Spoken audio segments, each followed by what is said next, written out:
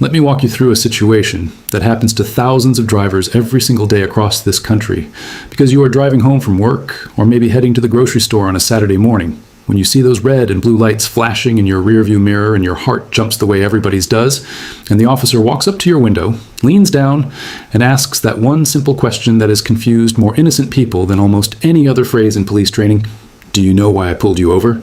This is not just casual conversation, and this is not the officer being friendly or making small talk, because that question is a specific tactic that police officers learn at the academy to get you to say something that could be used later. And if you start guessing or apologizing or trying to explain yourself, you might accidentally hand over information that the officer did not have 5 seconds ago, which is why you need to pay very close attention to what I am going to show you in this video. Before I give you the exact words that will help you answer this question calmly and keep you from accidentally saying something you do not mean to say, hit that subscribe button right now and tap the bell so you do not miss an update. Here's what most people do not understand about that question. Do you know why I pulled you over?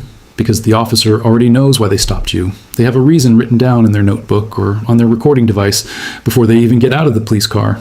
But they want to hear what you will say. And if you start guessing out loud, was I speeding? Did I roll through that stop sign? Is my registration expired? Then every single guess you make becomes part of the official record, and a prosecutor could try to use those guesses against you, even if that was not the original reason for the stop in the first place. Let me give you a real-world example of how this plays out, because I have seen this happen in courtrooms and in police body camera footage more times than I can count. You are sitting in your car, you are nervous, you want to be cooperative and polite, so the officer asks why they stopped you, and you say, "Was I going a little fast back there?" Now the officer writes that down, or the body camera records it. And even if they originally pulled you over for a broken taillight or because your license plate light was out, they now have your own words admitting that you might have been speeding. And that is called a voluntary statement. And you just gave it to them without getting anything in return. So what is the smart move, and what are the exact words you need to memorize before you find yourself in this situation? You do not guess, you do not argue, you do not stay completely silent, because staying completely silent can sometimes make the officer suspicious, and they will note that in their report as well. And you do not get emotional or confrontational, because that will make the interaction longer and more difficult for everyone involved.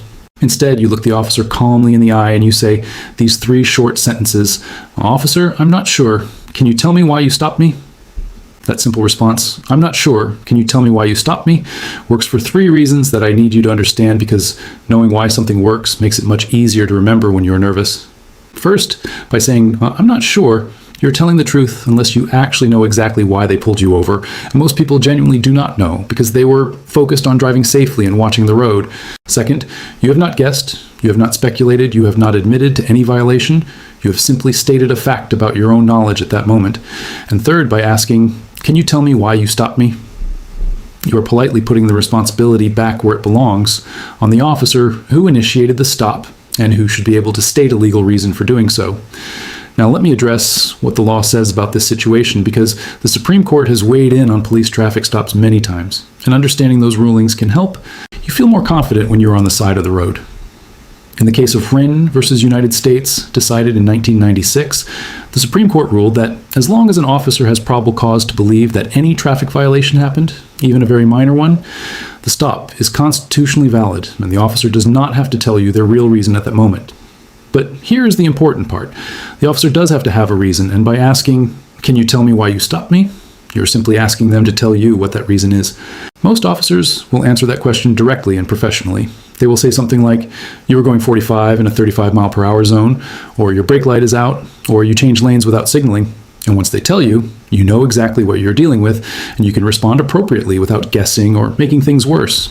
But what if the officer pushes back and says something like, "You should know why I stopped you," or "I think you know what you did back there"?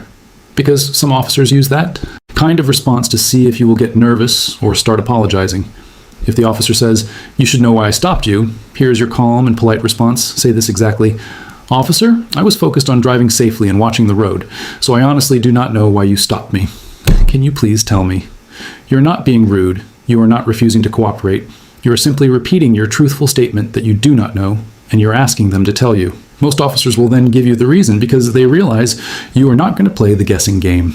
Now, let me walk you through another common variation of this situation, because officers sometimes ask a slightly different question that is designed to get the same kind of admission.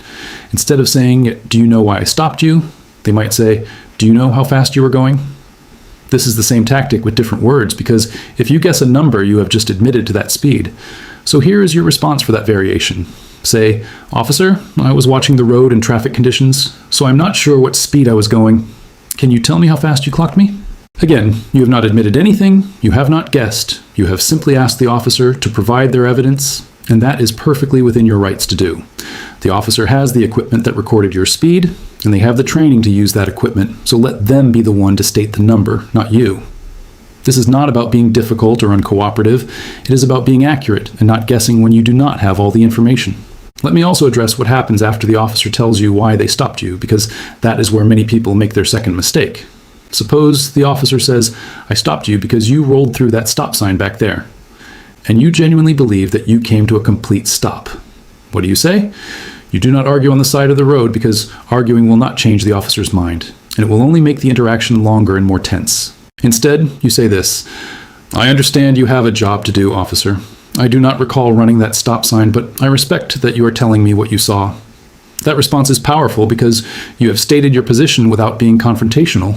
You have not admitted to anything. You have simply said that you do not recall the event the same way, and you have acknowledged that the officer is doing their job.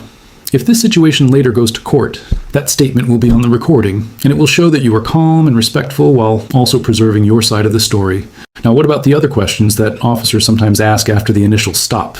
Because after you ask them to tell you why they stopped you, they might start asking other things like, "Where are you coming from?" Or "Where are you headed tonight?" Or "Have you had anything to drink?"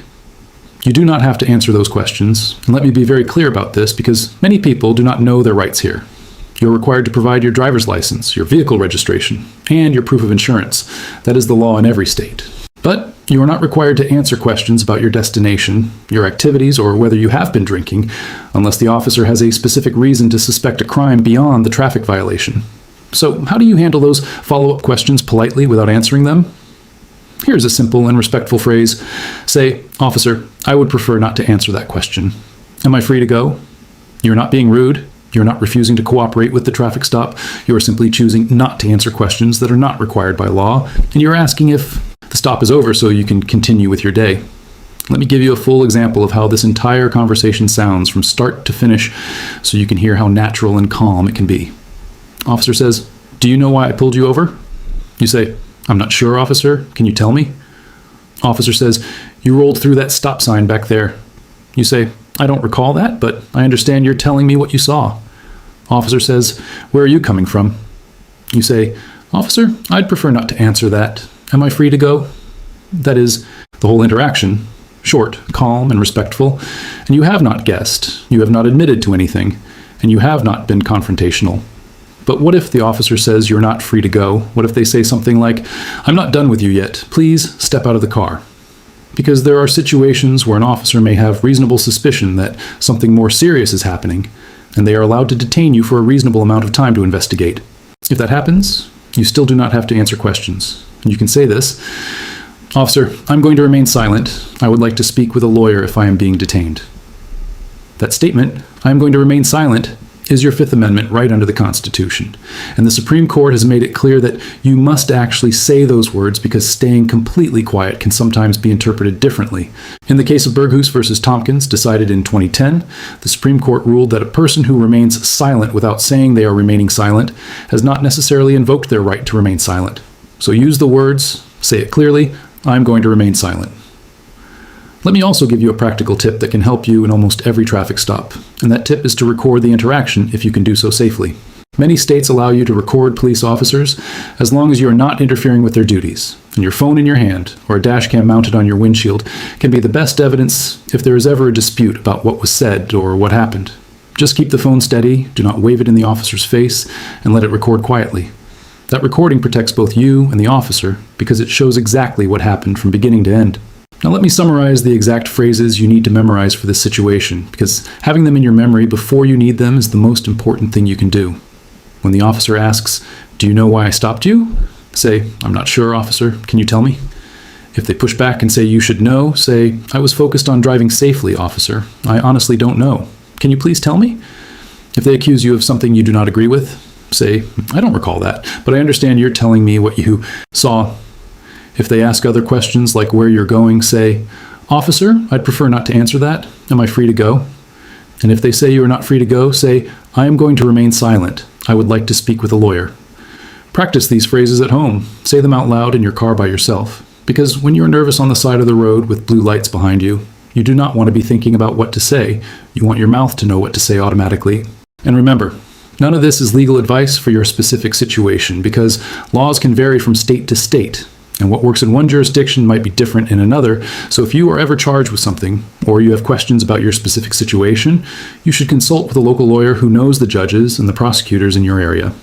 If this video helped you understand exactly how to answer that simple question, do you know why I stopped you and gave you the exact words to protect your rights while staying calm and respectful? Hit that like button right now, because it helps more people find these videos when they need them. Subscribe and ring the bell so you never miss an update when I post new breakdowns of police interactions and your rights. And drop a comment below telling me if you have ever been asked this question and what you said, because I read every comment, and I will see you in the next video.